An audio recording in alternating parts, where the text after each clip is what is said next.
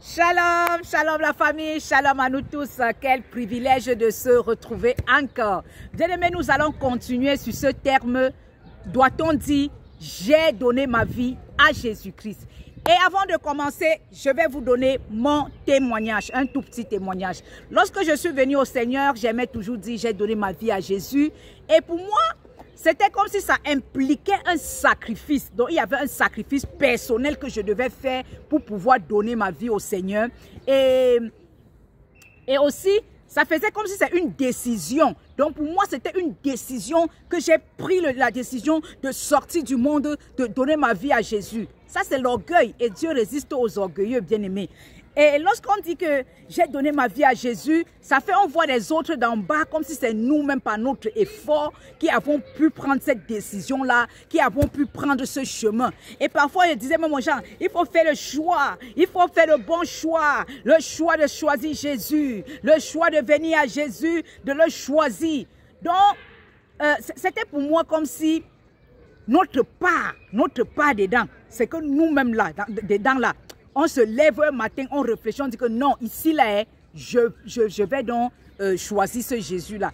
Mais à la lumière des Écritures, on ne dit pas ça. Parce que ce n'est pas biblique et il n'y a même pas un verset dans la Bible qui dit « Donne ta vie à Jésus ». Il n'y en a pas. De Genèse à Apocalypse, il n'y a aucun thème où tu vas voir, on va te dire « Donne ta vie à Jésus ». Il n'y en a pas où quelqu'un a donné sa vie, non. Mais la Bible nous fait comprendre dans le livre de Jean 3 au verset 16 que Dieu a tant aimé le monde qu'il a donné son Fils unique. Donc il a envoyé, il a donné.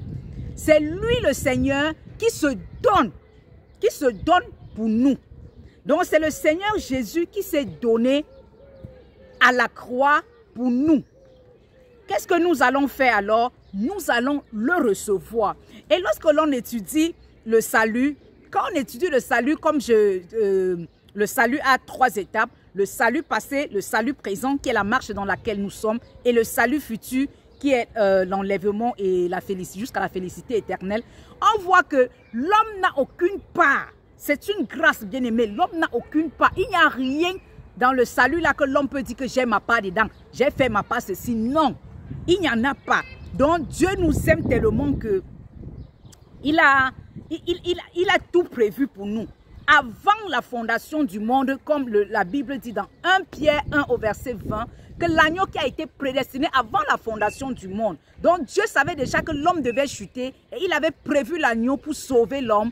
Et il avait déjà même des personnes qu'il a prévu qui seront sauvées et que ces personnes entrent juste dans le plan de Dieu. Dieu connaît déjà tous ceux qui seront sauvés. Tous ceux qui seront dans la félicité, il connaît, il y a tout cela. Et à la lumière des Écritures, nous allons bien lire, entrons dans le livre de Romains 8, 29, qui dit « Car ceux qu'il a connus d'avance, il les a aussi prédestinés à être semblables à l'image de son Fils, afin que son Fils fût le premier-né d'entre plusieurs frères. » À 30, « Et ceux qu'il a prédestinés, il les a aussi appelés. Et ceux qui les a appelés, il les a aussi justifiés. Et ceux qui les a justifiés, il les a aussi glorifiés. » Bien-aimés, c'est le Seigneur dans son plan qui nous a prédestinés, que nous devions être sauvés. Donc, lorsque nous regardons, notre part dedans seulement, c'est de recevoir. Et lorsque nous continuons dans le livre de Jean, nous allons lire Jean 6 au verset 44. La parole de Dieu dit, « Nul ne peut venir à moi si le Père qui m'a envoyé ne l'attire, et je le ressusciterai le dernier jour. » Ces versets nous font comprendre pour que nous venons au Père, pour que nous soyons enfants de Dieu aujourd'hui. C'est le Père lui-même qui nous attire. Au moment convenu, au moment voulu, il nous attire pour que nous venons à lui. Et lorsque nous regardons, lorsque nous sommes tous enfants de ténèbres, mais le moment convenu, le Seigneur lui-même s'arrange à mettre tout en marche pour que tu puisses écouter la parole, la prédication de la croix, qu'il puisse tourner ton cœur. Parce qu'il dit également dans le livre du Proverbe que le cœur du roi est entre ses mains, il incline où il veut. Donc il incline ton cœur et le Saint-Esprit te convainc, tu entres dans le plan du salut. Bien-aimé, La Bible nous dit également dans le livre de Actes, Actes 2, 44, louant Dieu et trouvant grâce auprès de tout le monde. Et le Seigneur ajoutait chaque jour à l'église ceux qui étaient sauvés. Donc le Seigneur n'ajoutait pas n'importe qui. Ce n'est pas comme aujourd'hui, quelqu'un se lève parce que ses parents sont chrétiens, il était chrétien, il vient seulement dire que non, je suis déjà né de nouveau. Ou peut-être il était des religieux, il continue. Ou il se lève, il n'a pas où aller, il dit bon, comme l'association du quartier, non. Le Seigneur ajoutait ceux qui étaient sauvés. Donc ceux que lui, il avait déjà mis dans son plan éternel, que ceux-ci seront sauvés. Dès qu'on les prêche, ils acceptent cette parole, ils reçoivent cette parole, automatiquement ils sont déjà sauvés parce qu'ils entrent dans un plan qui a été élaboré. Et c'est ceux-là qui se joignaient à l'église. Ce n'était pas tout le monde.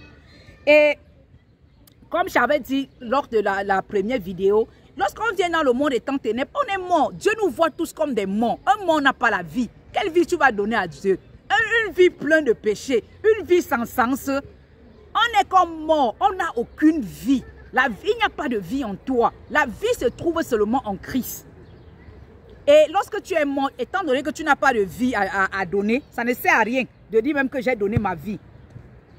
Donc le thème qui va, c'est j'ai reçu l'évangile, j'ai cru au Seigneur, j'ai reçu le Seigneur dans ma vie, j'ai accepté l'évangile du salut, j'ai accepté le Seigneur dans ma vie.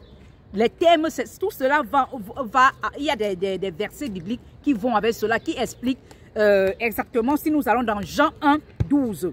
Mais à tous ceux qui l'ont reçu, à ceux qui croient en son nom, elle a donné le pouvoir de devenir enfant de Dieu. Donc, lorsque tu reçois l'évangile, tu reçois le Seigneur, on te prêche la prédication de la croix, on va dans l'Ancien Testament, on te sort Jésus, on part dans les sacrifices, on explique que c'était l'œuvre de la croix, on revient maintenant à la croix, on te parle de ce que Jésus a fait, de ta nature pécheresse que tu étais et de ce que tu deviens lorsque tu reçois Jésus. Tu comprends et tu acceptes cela. C'est où tu entres dans le plan de Dieu, le plan du salut. C'est où tu es sauvé et tu te joins à l'église. À ceux qui l'ont reçu. La Bible ne dit pas que à ceux qui ont donné leur vie. C'est Jésus qui donne sa vie. Nous, on reçoit l'évangile. On reçoit le Seigneur. On l'accepte. Donc, nous n'avons aucune part dedans. Et lorsque nous recevons le Seigneur, c'est là où la Bible dit, elle a donné le pouvoir. Dieu qui s'est fait chez la parole, elle qui a donné, elle te donne maintenant le pouvoir que tu deviens enfant de Dieu. Et nous comprenons bien, nous naissons tous étant des créatures de Dieu, mais nous devenons par l'acceptation du Seigneur Jésus, par l'acceptation du message de l'évangile, l'œuvre de la croix, de tout ce qui est dans la Bible, c'est où nous entrons dans le plan, dans le plan de Dieu, nous devenons enfants de Dieu.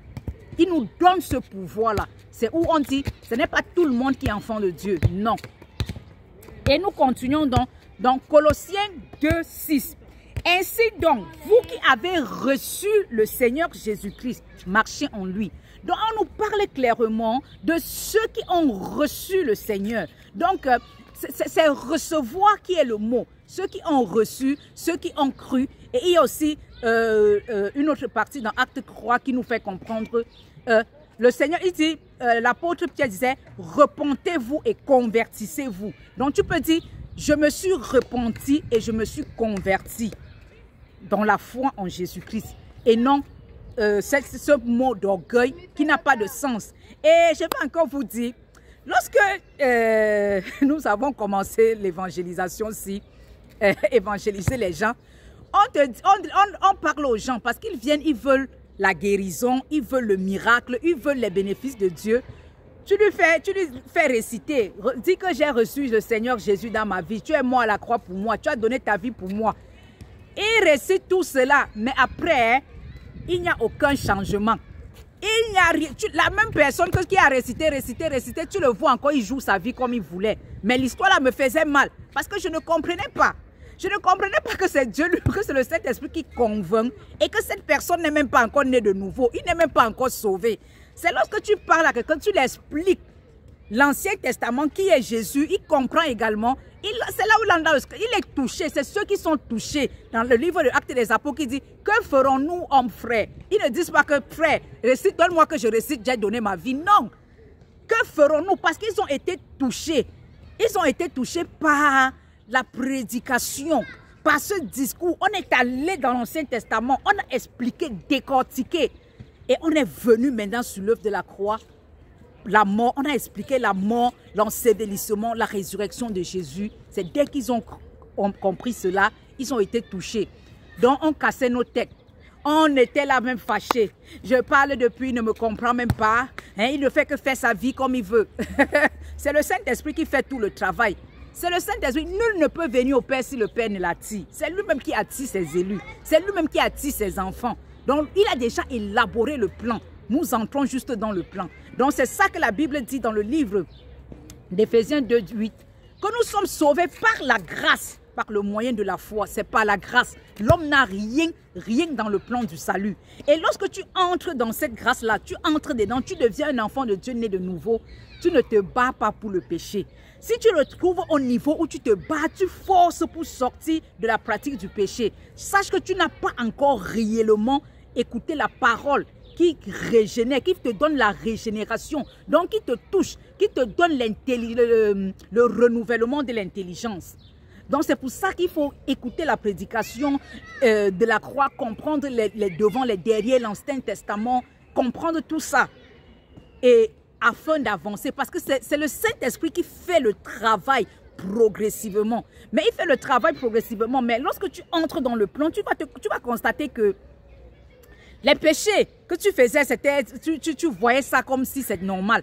Tu commences à voir comme la saleté. Tu commences à aimer plutôt les choses de Dieu, à aimer lire la parole, à aimer connaître ce Dieu-là. C'est comme ça que tu comprends déjà que non, il y a eu un passé que tu avais toi-même dans ta vie et il y a un présent.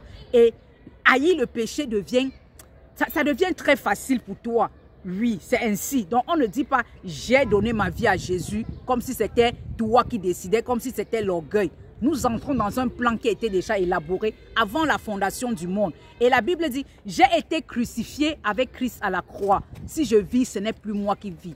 J'ai été mort avec Christ. » Donc, on était déjà à la croix dans la préséance de Dieu. Lorsque Jésus mourra à la croix, nous on était déjà là-bas avec lui. On mourra avec lui. Donc, le moment venu, lorsque tu prends conscience, tu écoutes la parole, tu entres juste dans un plan qui avait été déjà élaboré. Donc, le Seigneur connaît tous ses enfants. Et si même ceux qui sont, la parole dit même que le Seigneur Jésus dit, il a encore d'autres brebis hors de la bergerie. C'est ceux qui sont sauvés, qui sont des sauvés, mais qui sont encore dehors. Mais ils vont entrer. Et tout ça, c'est le Seigneur lui-même qui a élaboré le plan au moment où il va les attirer pour qu'ils entrent. Donc, on reçoit l'évangile et non « j'ai donné ma vie ». C'est un terme très mal utilisé. Donc, nous avons grandi dedans, nos aînés ont commencé à parler. Nous sommes aussi entrés dedans, parler, mais ça n'a vraiment pas sa place. Bien-aimés, c'est ici que nous arrêtons. Partagez la vidéo. Shalom.